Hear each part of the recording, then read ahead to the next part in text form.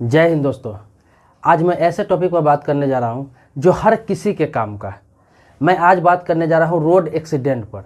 Road accident होता है, उसमें क्लेम कैसे लिया जाता है। मतलब कि कोई भी व्यक्ति रोड एक्सीडेंट में घायल हो जाता है या फिर उसकी डेथ हो जाती है या फिर वो घायल हो जाता है लेकिन उसका इलाज चलता है और चलते चलते हॉस्पिटल में डेथ हो जाती है।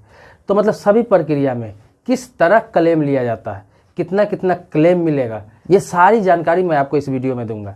आपके जानकारी के लिए बता दूं कि भारत में हर साल लगभग 5 लाख एक्सीडेंट होता है और उन 5 लाख एक्सीडेंट में 5 लाख लोग घायल होते हैं और 5 लाख लोग जो घायल होते हैं उसमें लगभग 1,50,000 लोगों की मृत्यु हो जाती है। मतलब 1.5 लाख लोग मर जाते हैं, उनका डेथ हो जाता है। तो उनके परिवार का क्या होगा? मतलब कि कभी कभी तो ऐसा होता है कि परिवार का जो गार्जियन है, परिवार का जो मुखिया है, जो एक कमाने वाला होता है, उसी से पूरा उसका घर चलता है, पूरा संसार चलता है, और उसी व्यक्ति के एक्सीडेंट में मौत हो जाती है कहीं पर। उसके परिवार को कितना पैसा मिलना चाहिए, कितना क्लेम मिलना चाहिए। हालांकि जिसकी मौत हो जाती है, जो मर जाते हैं या ऑन स्पॉट मर जाएं या फिर हॉस्पिटल में इलाज के दौरान मर जाते हैं, जो मर जाते हैं उनका पूर्ति तो नहीं किया जा सकता है, लेकिन उसका क्लेम इसलिए दिया जाता है कि उसका जो उत्तराधिकारी है, उसके वाइफ है, उसके बच्चे हैं, उसके माँ है, उसके बाप हैं, उन लोगों का ज़िंदगी कैसे चलेगा, आगे की ज़िंदगी आराम से कर सके, उनके बच्चों का एजुकेशन हो सके, उनकी वाइफ को कोई दिक्कत ना हो। तो किस हिसाब से क्लेम मिलता है, कितना मिलता है, तो आपको बता दूं कि ये क्लेम 5 लाख रुपये से लेकर करोड़ों रुपए तक मिलता है। तो किसको कितना मिलता है, किस तरह से मिलता है, सारी जानकारी दूंगा। ये वीडियो आपको पूरा देखना होगा। ये वीडियो आप पूरा देखें तभी एक एक चीज़ को आप समझ पाएंगे। हो सकता है कि आपके किसी दोस्त का काम आ जाए, हो सकता है आपके किसी रिश्तेदार का काम आ जाए, हो सकता है आपके किसी जानने वाले के साथ ऐसा घटना हो जाए, हो सकता है आपके घर में घटना हो जाए। मतलब एक्सीडेंट एक ऐसा चीज़ है जिसकी गारंटी नहीं ली जा सकती। किसी के साथ भी ये घटना हो सकता है और किसी के साथ भी ये हादसा हो सकता है। तो ये वीडियो हर किसी के काम का है। लोगों को जानकारी नहीं होता है, इसलिए क्लेम नहीं कर पाते, क्लेम नहीं ले पाते और लोग ऐसे ही रह जाते हैं। हालांकि इस चीज़ की प्रावधान है कि जिसका एक्सीडेंट होता है उसका इंश्योरेंस जरूरी नहीं है। जरूरी नहीं कि उसका इंश्योरेंस होगा तभी क्लेम मिलेगा, उसका इंश्योरेंस होगा तभी पैसा मिलेगा। इससे कोई मतलब नहीं है। जिस गाड़ी से एक्सीडेंट होता है उस गाड़ी का इंश्योरेंस होता है, उस इंश्योरेंस के आधार पर जिसका एक्सीडेंट होता है उसको भी क्लेम मिलता है। तो मैं आपको सारी जानकारी देने जा रहा हूँ, पूरा विस्तार से जानकारी दूंगा। ये वीडियो जो आप देख रहे हैं, इस वीडियो को लाइक जरूर कर दें। आप इस वीडियो के नीचे जो दिख रहा है वो लाइक का बटन, उसको दबा के आप लाइक कर दें और पूरा वीडियो देखें। कोई सवाल प्रश्न मन में आएगा तो कमेंट में लिखिएगा, उस टॉपिक पर वीडियो बनेगा। कोई नए टॉपिक पर वीडियो चाहिए तो आप लिखिएगा, वीडियो जरूर बनाऊंगा इसी तरीके से जिस तरीके से ये वीडियो बना रहा हूँ। किसी के सवाल पे ही वीडियो बनाता हूँ, आपके सवाल पर भी वीडियो बनाया जाएगा। दोस्तों, हमारे देश में क्षतिपूर्ति का कानून बना हुआ है, मोटर एक्सीडेंट क्लेम कानून बना हुआ है, जिसे MACT कहते हैं। और इसके तहत आपको क्लेम मिलेगा, चाहे आप घायल हो गए, इंजर्ड है, या फिर डेथ हो गई है किसी की एक्सीडेंट में, किसी भी परिस्थिति में मिलेगा। तो क्या करना पड़ेगा, कैसे मिलेगा, वो अब जानकारी दे रहा हूँ। तो जब किसी का एक्सीडेंट हो जाए, जब किसी का कहीं पे एक्सीडेंट हो जाता है तो सबसे पहले करना क्या है? सबसे पहले तो ये करना होता है कि सबसे पहले FIR कराना है। FIR कराना है सबसे पहले। मतलब जहाँ पे, जिस एरिया में जहाँ पर एक्सीडेंट होता है, नज़दीकी थाना, नज़दीकी पुलिस चौकी में जाके पहले FIR कराना है उस वाहन के खिलाफ। उस वाहन के खिलाफ FIR कराना है। और हो सके, संभव हो तो गाड़ी का नंबर, जिस गाड़ी से एक्सीडेंट होता है उस गाड़ी का नंबर FIR में जरूर दर्ज कराएं। FIR के साथ गाड़ी का नंबर जरूर लिखें। इससे क्या होता है कि क्लेम लेने में बहुत आसानी होती है। अगर ऐसा भी होता है कि लोग FIR करा देते हैं और गाड़ी का नंबर बाद में उसमें लिखवाते हैं, बाद में डालते हैं, तो ये भी संभव है, ऐसा होता है। लेकिन अगर साथ में लिखा देते हैं तो बहुत सही होता है, लेकिन बाद में देते हैं तो थोड़ा समस्या कोर्ट में आ सकती है, थोड़ा टाइम लग सकता है क्लेम लेने में। तो गाड़ी का नंबर अगर याद है या फिर किसी ने देखा है या फिर CCTV में कहीं दिख रहा है तो किसी भी प्रकार से गाड़ी का नंबर जरूर दर्ज करा दे। तो गाड़ी का नंबर जरूर FIR में दर्ज करा दे। और लोकेशन जो है, एग्जैक्ट लोकेशन आप लिखे, मतलब जहाँ पे घटना हुई है वो लोकेशन सही सही दर्ज करे। तो FIR जब दर्ज हो जाती है उसके बाद इन्वेस्टिगेशन चालू होता है, मतलब जांच पड़ताल चालू होता है। मतलब जांच शुरू हो जाती है और जांच जब शुरू होती है तो आप जो उस केस का IO है, तो जांच जैसे शुरू होता है तो उस केस का जो IO है, जो इंक्वायरी कर रहा है उस केस का इन्वेस्टिगेशन कर रहा है, उस केस को देख रहा है, उसके संपर्क में आप रहे, उसके संपर्क में रहे। और जैसे ही वो ड्राइवर के खिलाफ चालान पेश कर देता है इस चीज़ की जानकारी आईओ से लेते रहे। आईओ अगर बता देता है कि मैंने ड्राइवर के खिलाफ चालान पेश कर दिया है, इन्वेस्टिगेशन करके, जांच करके, तो फिर आप जल्द ही जाए वहाँ पर कोर्ट में और वहाँ से उसका सर्टिफाइड कॉपी निकाल लें। मतलब उस चालान का सर्टिफाइड नकल आप ले लें, सर्टिफाइड कॉपी निकाल के अपने पास रख लें। अब इस सर्टिफाइड कॉपी के साथ आप क्लेम पेश करें कोर्ट में। कोर्ट में क्लेम पेश करेंगे तो इसके लिए आपको क्लेम पेश करना है। अब क्लेम पेश कहाँ करना है, तो क्लेम पेश जगह मैं आपको बता रहा हूँ कि कहाँ पर कर सकते हैं, कहाँ कहाँ कर सकते हैं। तो इसका 3 स्थान है, तीनों में से कहीं भी आप कर सकते हैं। जैसे कि जिस व्यक्ति का एक्सीडेंट हुआ है और जो लोकेशन है, तो उस लोकेशन में जो कोर्ट आता है तो वहाँ पर उससे संबंधित कोर्ट में आप वहाँ पे आप क्लेम पेश कर सकते हैं, वहाँ भी मुकदमा दायर कर सकते हैं। दूसरा है कि उसका उत्तराधिकारी जिसका एक्सीडेंट होता है और उसका उत्तराधिकारी मतलब बच्चे, पत्नी कहाँ रहती है, हो सकता है दूसरे डिस्ट्रिक्ट में रहती हो, दूसरे स्टेट में रहती हो, दूसरे स्टेट में घर हो उसका, तो वहाँ भी उस स्टेट में भी जहाँ उसका नज़दीक पड़ता है या फिर उसके डिस्ट्रिक्ट में जहाँ नज़दीक पड़ता है उस कोर्ट में भी आप इसका पेश कर सकते हैं, वहाँ पे क्लेम पेश कर सकते हैं। तीसरा स्थान होता है कि ड्राइवर का जहाँ पे घर है, जहाँ उसका होम टाउन है, जहाँ उसका निवास है, उस स्थान पर भी वहाँ के कोर्ट में भी आप क्लेम पेश कर सकते हैं। तो ये तीनों ऑप्शन होता है, लेकिन सबसे बेहतर क्या होता है कि जहाँ पे उत्तराधिकारी उसका रहता है, जैसे कि कोई व्यक्ति लखनऊ का रहने वाला है, पटना का रहने वाला है और दिल्ली में उसका एक्सीडेंट हो जाता है, लेकिन घर लखनऊ या पटना में, जहाँ उसका जिला है, जहाँ उसका घर है, तो उसका उत्तराधिकारी उसी जिले में क्लेम पेश कर सकता है अपना, जहाँ उसका होम टाउन है, जहाँ घर है, तो वहाँ भी क्लेम पेश कर सकता है, या फिर जहाँ एक्सीडेंट हुआ वहाँ भी क्लेम पेश कर सकता है, या फिर ड्राइवर का जहाँ होम टाउन है वहाँ भी क्लेम पेश किया जा सकता है। ऑप्शन 3 है, लेकिन जहाँ उत्तराधिकारी रहता है, जहाँ आपका घर है, वहाँ से आपको सुविधा होगी हर चीज़ में, इसीलिए ज़्यादातर लोग वहीं क्लेम पेश करते हैं और वहीं आसानी भी होती है। किसी किसी ज़िला में मोटर एक्सीडेंट ट्रिब्यूनल अलग बना हुआ है, वो कोर्ट, वहाँ पे बहुत जल्दी इस केस का फैसला आ जाता है। क्लेम मिलने में ज़्यादा देरी नहीं लगती, बहुत ज़्यादा साल नहीं लगता है, बहुत जल्द मिल जाता है। जितनी जल्दी आप सारी चीज़ पेश कर देते हैं उतना जल्दी क्लेम मिल जाता है। किसी किसी ज़िला में मैंने आपको बताया कि मोटर एक्सीडेंट ट्रिब्यूनल कोर्ट अलग बना हुआ है, स्पेशल कोर्ट बना हुआ है, वहाँ पे तो और भी समय नहीं लगता है। आप जितनी जल्दी मुकदमा पेश करेंगे, जितना जल्दी आप केस पेश करेंगे, उतनी जल्दी कार्रवाई स्टार्ट हो जाएगी और बहुत जल्दी क्लेम मिल जाता है। बहुत ज़्यादा समय नहीं लगता है, साल, 1.5 साल, 2 साल मैक्सिमम बहुत हो जाता है, इससे ज़्यादा समय नहीं लगता है। ऐसे भी जहाँ मोटर एक्सीडेंट ट्रिब्यूनल नहीं बना हुआ है कोर्ट, तो आप नॉर्मल भी क्लेम करते हैं, जहाँ क्लेम करने के लिए कोर्ट बना हुआ है वहाँ भी करते हैं। क्लेम मिलने में ज़्यादा समय नहीं लगता है। कोशिश किया जाता है कि क्लेम का जो केस है उसे जल्द से जल्द निपटारा कर दिया जाए, चूँकि आश्रितों का सवाल होता है, जो उस पर आश्रित रहता है उसके परिवार के आश्रितों का सवाल रहता है, इसीलिए क्लेम कोशिश किया जाता है कि जल्दी से जल्दी केस फाइनल कर दिया जाए। अब आप बताएंगे कि जब केस करेंगे तो पार्टी किसको बनाएंगे, किस पर केस करेंगे, तो मैं आपकी जानकारी के लिए बता दूं कि इसमें पार्टी बनाया जाता है जो गाड़ी का ड्राइवर है, जो गाड़ी का ड्राइवर था उसको पार्टी बनाया जाता है। दूसरा, जो वाहन मालिक है, गाड़ी का जो मालिक है उसको पार्टी बनाया जाता है। तीसरा, बीमा करता जो इंश्योरेंस कंपनी है उसको पार्टी बनाया जाता है। इन तीनों को पार्टी बना के केस किया जाता है, मतलब इन तीनों पर मुकदमा ठोका जाता है।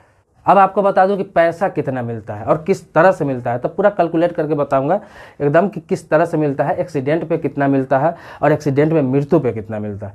तो एक्सीडेंट, जो नॉर्मल एक्सीडेंट हो जाता है, किसी का एक्सीडेंट होता है लेकिन वो घायल हो जाता है, वो बंदा घायल हो जाता है और हॉस्पिटल चला जाता है, इंजर्ड, मतलब उसको चोट भी लगी हुई है, हॉस्पिटल में भर्ती हो जाता है, इस लायक नहीं रहता है कि वो काम पर अपने जा सके, तो क्लेम कैसे लेगा? क्लेम इस तरह मिलेगा, अगर वो व्यक्ति हॉस्पिटल में भर्ती है, एक्सीडेंट से हॉस्पिटल में भर्ती है और क्लेम आपने किया है, तो क्या क्या चीज़ का क्लेम कर सकते हैं? तो क्लेम करना है कि क्लेम किया जाता है कि हॉस्पिटल में जो भर्ती है तो हॉस्पिटल का जो खर्च आएगा उस खर्च के लिए क्लेम किया जाता है। उसमें फिर ऐड किया जाएगा जो दवा लगता है, वो दवा को ऐड किया जाएगा। इसके अलावा उसका जो उत्तराधिकारी है, घर से लोग आ जा रहे हैं, उसका जो खर्च होता है तो वो ऐड किया जाएगा। उसके अलावा उसको जितने चोटें हैं तो चोट देखा जाएगा कि हल्का चोट है, गंभीर चोट है, इस तरह से चोट देखा जाता है। तो उस चोट के हिसाब से जैसा चोट है, मतलब कि 2,000 रुपये से लेकर 50,000 रुपये तक पर चोट क्लेम किया जाता है। मतलब कैसा चोट है, जिस तरह से चोट है डॉक्टर उस हिसाब से लिखेंगे, उसी हिसाब से क्लेम किया जाता है। इसके अलावा उस व्यक्ति को डेली 500 के हिसाब से अलग से खर्च दिया जाता है, क्योंकि वो व्यक्ति काम नहीं कर रहा है, व्यक्ति बेड पे पड़ा हुआ है, तो 500 रुपये डेली के हिसाब से उसको ऐड करके क्लेम किया जाता है।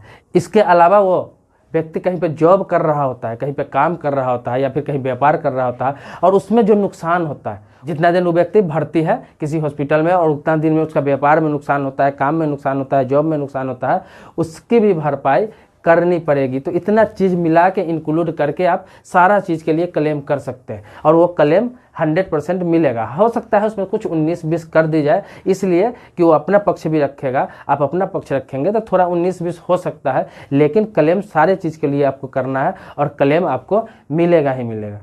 अब बता रहा हूँ कि किसी की मृत्यु हो जाती है, एक्सीडेंट में किसी की मृत्यु हो जाती है या फिर हॉस्पिटल में वो भर्ती रहता है, वहाँ मृत्यु हो जाती है, तो उसका क्लेम कितना मिलेगा, ये बात आती है। क्लेम का तो क्लेम करने का तरीका वही रहेगा जो मैंने आपको बताया, किस तरह करना है, कहाँ करना है, क्या क्या डॉक्यूमेंट्स लगेगा, सारी चीज़ तो मैंने आपको बता ही दिया कि FIR कराना है और IO से आपको उसका चालान ले लेना है, जो ड्राइवर का चालान जब होता है वो चालान आपको ले लेना है और केस फाइल करना है आपको, ये सारा चीज़ तो बता ही दिया। लेकिन कितना मिलेगा जिसका डेथ हो जाता है उसको, उसका प्रक्रिया ये है कि कोई व्यक्ति का एक्सीडेंट हो जाता है और ऑन द स्पॉट वहीं पर उसकी मृत्यु हो जाती है, डेथ हो जाती है, तो उसके लिए तो क्लेम आप डायरेक्ट करेंगे, वही FIR होगा और चालान आपको लेना पड़ेगा। जब IO इन्वेस्टिगेशन कर लेगा तो उसका चालान मिलेगा, जो ड्राइवर के खिलाफ चालान जो पेश होता है वो लेना पड़ेगा आपको, सर्टिफाइड कॉपी कोर्ट से निकालना पड़ेगा, उसका सर्टिफाइड कॉपी लेना पड़ेगा और लेके उसके बाद आपको क्लेम करना है। लेकिन जो हॉस्पिटल में भर्ती हो जाता है, मतलब किसी का एक्सीडेंट होता है लेकिन उसी समय मृत्यु नहीं होती है, हॉस्पिटल में भर्ती होता है, तो उसके लिए अलग सिस्टम। उसका क्लेम का प्रक्रिया क्या है कि हॉस्पिटल में जितना दिन वो भर्ती रहा, हॉस्पिटल में जितना दिन भर्ती रहा और जितना भी खर्च लगा, आने जाने हर जगह खर्चा जो भी लगा, वो सारा चीज़ इंक्लूड किया जाएगा। हर चीज़, एक एक चीज़, गाड़ी किराया, उसके साथ कितना आदमी रहा, कितना आदमी का आना जाना हुआ, कितने आदमी का नुकसान हुआ, उसका कितना नुकसान हुआ, सारा चीज़ जोड़ के क्लेम किया जाता है। इसके साथ अब पैसा कितना मिलेगा, ये आप सोचेंगे कि मोटा मोटी पूरा पैसा मैक्सिमम कितना मिल सकता है। तो मैक्सिमम उस व्यक्ति के कमाई के हिसाब से होता है कि कोई व्यक्ति कितना कमाता है, सीधा देखा जाता है कि कितना कमाता है सालाना, उस हिसाब से उसका निकाला जाता है। कोई व्यक्ति सालाना 6 लाख रुपया कमाता है, मतलब कि वो 30-35 वर्ष का आदमी है और सालाना 6 लाख रुपया वो कमाता है। 30-35 वर्ष का व्यक्ति है तो समझिए कि आधा जीवन उसका बचा हुआ था, तो उसी हिसाब से क्लेम होता है। मतलब कि उसका सारा जो हर्जा खर्चा होता है उसका 18 गुना तक क्लेम किया जा सकता है। जैसे कि वो व्यक्ति साल में 6 लाख रुपया कमा रहा है, मान लिया जाए, मोटा मोटी बता रहा हूँ, इसका जितना होगा आप कैलकुलेट कर सकते हैं उस हिसाब से। तो साल में मान लीजिए कि 6 लाख रुपया व्यक्ति कमा रहा है, 6 लाख, तो 6 लाख व्यक्ति कमा रहा है, तो मान लिया जाए कि जिस व्यक्ति की मृत्यु हो जाती है एक्सीडेंट में या फिर हॉस्पिटल में मृत्यु हो जाती है, एक्सीडेंट हो जाता है बाद में हॉस्पिटल में जाकर मृत्यु हो जाती है, तो उसका क्लेम कैसे करेंगे कि सालाना मान लिया जाए कि 6 लाख रुपया कमाता था, मतलब 50,000 का महीना कमाता था। अगर 20,000 का कमा रहा है, 30,000 का कमा रहा है, 1 लाख का महीना कमा रहा है, तो उसी हिसाब से साल का आप जोड़ ले। तो मैं मैक्सिमम मोटा मोटी बता रहा हूँ कि 6 लाख का अगर साल में वो काम करता था, 6 लाख सालाना कमाता था किसी व्यापार से या जॉब से या किसी प्रकार से, तो क्लेम कैसे करेंगे?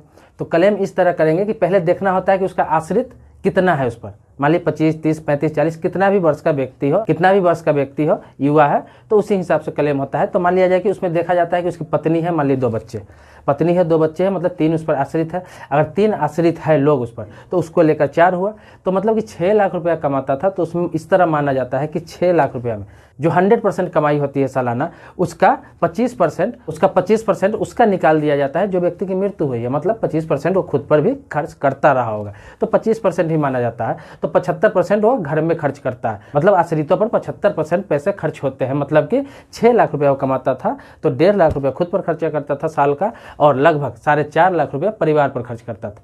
तो उस 4.5 लाख का, तो 4.5 लाख रुपया परिवार पे खर्च करता था, तो उस 4.5 लाख को 18 से गुना करेंगे, मतलब 18 गुना तक क्लेम आप कर सकते हैं। तो उस 4.5 लाख को, 4.5 लाख रुपया जो साल में कमाता था अपने परिवार के लिए अपना छोड़कर, तो उसका जो अगर गुना करेंगे 18 से, तो लगभग 81 लाख रुपया होता है। 81 लाख रुपया हो जाता है, वो 81 लाख हुआ, तो 81 लाख रुपया तो इसकी हो गया, इसका हो गया, तो 81 लाख तो इसका हो गया, पूरा 81 लाख हो गया। और इसमें जो है उस व्यक्ति का 50% और इंक्लूड किया जाता है, और इंक्लूड करके आप क्लेम करेंगे, क्योंकि 50% इस चीज़ का लिया जाता है कि वो जीवित होता।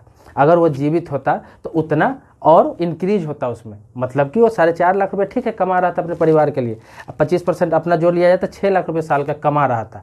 लेकिन वही कमाई तो उसका 60 साल की उम्र तक नहीं रहता ना, वही कमाई उसका 70 साल की उम्र तक नहीं रहता, बढ़ता। तो इंक्रीज का है 50% इसमें जोड़ा जाता है, कोर्ट ही तय कर देता है कि 50% इंक्रीज का जोड़ा जाता है, तो 50% इसमें और जोड़ दीजिए। तो 50% अगर जोड़ देते हैं तो 50% और उसमें जोड़ दिया जाए, 81 लाख का 50% और उसमें इंक्लूड कर दिया जाए कि मतलब वो उतना दिन में कमा सकता था, अलग से उसका इंक्रीज होता है एक्स्ट्रा। तो वो जोड़ा जाएगा तो कितना हो गया, 81 लाख का 50% हो जाता है 40,50,000। तो 40,50,000 और इसमें ऐड कर दिया जाए, 40,50,000 इसमें और ऐड कर दिया जाए तो टोटल हो जाता है 1,21,50,000। मतलब 1,21,50,000 मतलब लगभग राउंड फिगर में देखेंगे तो ये 1.25 करोड़ रुपया हो जाता है।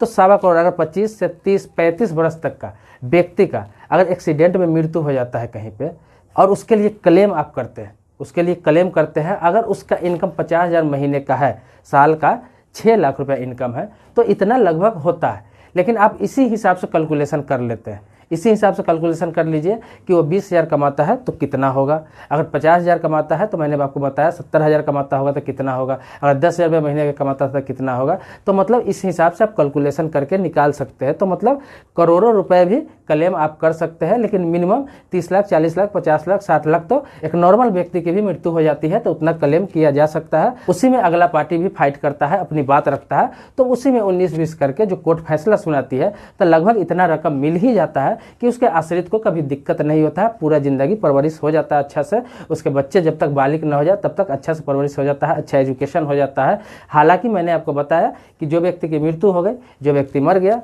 उसका क्षतिपूर्ति तो कोई नहीं कर सकता है, वो कभी संभव ही नहीं है, उसका बराबरी कोई नहीं किया जा सकता है उसके घर वालों के सामने। लेकिन इतना पैसा मिल जाता है, इतना पैसा कोर्ट दिला देती है कि उसके आश्रित को दिक्कत नहीं हो। इसके लिए मैं एक बात और बता देता हूँ जो मैंने पहले भी बताया, इसके लिए ये जरूरी नहीं कि जो व्यक्ति की मृत्यु हुई, जिस व्यक्ति की मृत्यु हुई उसका इंश्योरेंस होना जरूरी नहीं है। ये व्यक्ति आप ध्यान रखेंगे कि उसका इंश्योरेंस होना जरूरी नहीं है। अगर उसका इंश्योरेंस होगा, बाय द वे लोग करा के रखते हैं लाइफ इंश्योरेंस, अगर उसका इंश्योरेंस अलग से होगा तो वो फिर अलग पैसा मिलेगा, उसका इंश्योरेंस का अलग मिलेगा, उसका जो एक्सीडेंटल इंश्योरेंस का रहेगा वो अलग मिलेगा। लेकिन ये मैं उसका बात कर रहा हूँ जहाँ आप क्लेम करते हैं, जिस गाड़ी से एक्सीडेंट होती है उस पर क्लेम करते हैं, वो उधर से मिलेगा ये पैसा। उस पैसे की मैं बात कर रहा हूँ, एक्स्ट्रा पैसे की बात कर रहा हूँ जिसके कारण इसकी मृत्यु हुई है, उसका बात कर रहा हूँ। तो दोस्तों वीडियो तो थोड़ा लंबा हो गया, इतनी सारी बात बतानी पड़ी आपको, एक एक पहलू बताया हूँ, इसलिए वीडियो थोड़ा लंबा हो गया है। लेकिन मैंने हर पहलू को आपके सामने बताया, हर बात को बताया, लेकिन इसमें कुछ छूट गया हो फिर भी अगर बनाना चाहूँ सही से, अगर और भी चीज़ें बताओ तो ये बहुत और लंबा हो सकता है। लेकिन लोग लंबा वीडियो देखना पसंद नहीं करते हैं, लंबा वीडियो ज़्यादा देखना पसंद नहीं करते हैं और इतना में ही लोग उब जाते हैं। बहुत लोग कमेंट भी करने लगते हैं कि इतना लंबा वीडियो बनाते क्यों है, उबाऊ होता है, ये होता है, वो होता है। लेकिन मैं क्या करूं, अगर मैं शॉर्ट में बनाता हूं तो आपको कुछ समझ में नहीं आएगा। लेकिन कुछ भी हो, मैं तो विस्तार से ही बताऊंगा। आप भले ही भगा कर देखें, स्किप करके देखें, लेकिन मैं कहूँगा अगर आप स्किप करके देखे होंगे, इस वीडियो को भगा कर देखे होंगे, तो पूरा देखें, फिर से पूरा आप देखेंगे तभी इस बात को समझ पाएंगे, तभी इसका लाभ उठा पाएंगे, या फिर किसी को आप कुछ बता पाएंगे। अगर आपके रिश्तेदार में, दोस्त में, किसी के साथ कुछ होता है तभी आप बता पाएंगे। लेकिन फिर भी लगता है कुछ छूट गया हो जो मैं नहीं बता पाया हो, तो कमेंट बॉक्स में आप पूछ सकते हैं। जो मैं इसमें नहीं बता पाया हूँ तो कमेंट बॉक्स में पूछ सकते हैं, मैं जवाब देने का प्रयास करूँगा। अगर मान लिया जाए किसी परिस्थिति में जवाब नहीं दे पाया तो जरूर उस टॉपिक पर फिर से नया वीडियो बना दूंगा। तो मेरे चैनल को आपने सब्सक्राइब अभी तक नहीं किया तो सब्सक्राइब कर ले। अगर आपने सब्सक्राइब कर रखा है तो इसके लिए कोटि कोटि धन्यवाद देता हूँ। मिलते हैं अगले वीडियो में, तब तक के लिए जय हिंद।